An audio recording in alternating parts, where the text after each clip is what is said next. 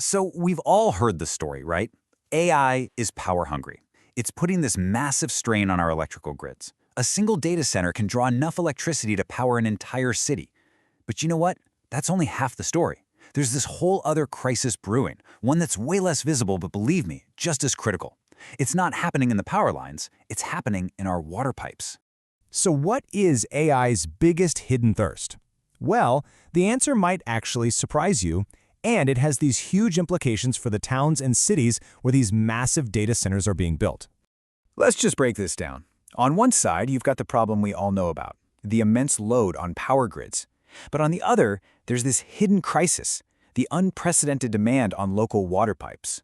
So while all these tech giants and utility companies are wrestling with gigawatts, a quiet but really intense battle is being fought over gallons. And that is where we start to see the real issue, AI's unseen thirst. Because here's the thing, the crucial point isn't really about how much water AI uses over an entire year. Now, it's about when it uses it. And this is where it gets really interesting. It all comes down to what's called the peak demand problem. And honestly, the best way to get your head around this is with a simple but super powerful analogy from the source material. The small bottle versus the big pipe. This is the real aha moment. Okay, so that small bottle, that represents a data center's average annual water use. And you know, spread out over a whole year, it can seem pretty modest. But the big pipe? Whoa, that's the peak daily demand. Think of it like a highway. A city's water system, it's built for rush hour, right? Not for the average traffic at 3 in the morning. A data center creates this sudden, massive, totally unexpected rush hour on the few hottest days of the year, and it withdraws these colossal amounts of water all at once. And this whole problem, it's captured in one single crucial number, the peaking factor. It's just the ratio of a user's maximum daily water use to their average daily use. But this one number, this is what water infrastructure planners live and die by. It literally tells them how big the pipe needs to be. And just look at this chart. The difference is, well, it's stark. A typical user, like a residential building or an office, they might have a peaking factor of around 2. But a data center, its peaking factor can absolutely soar to 10 or even higher.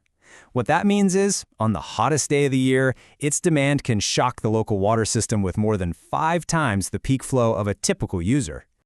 All right, so let's zoom out from just a single data center and look at the national picture. And I gotta tell you, it is a big one.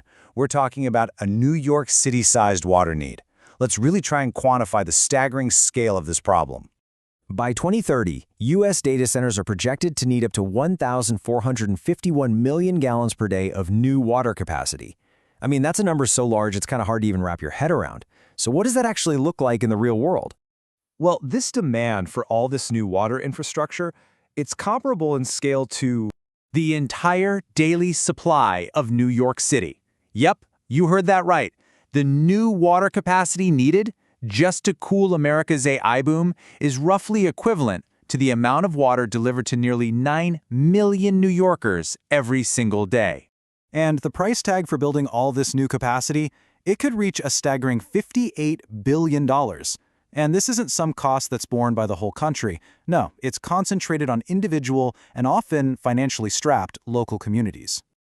And look, this is not just some abstract problem. A representative from the Newton County, Georgia Water Authority, they put it very plainly when a data center requested a huge amount of water that would have completely exhausted their supply. They just said, we just don't have the water. But hey, it is not all doom and gloom. This massive challenge is actually sparking some really innovative solutions. Which brings us to this idea of building a pipe-neutral future. So how can data centers actually become part of the solution? The key idea here is a concept called pipe neutral, and it's a really powerful shift in thinking. The commitment is for a data center not just to pay for the water it uses, but to actually fund and build more new water capacity for the entire community than it will consume, even at its peak.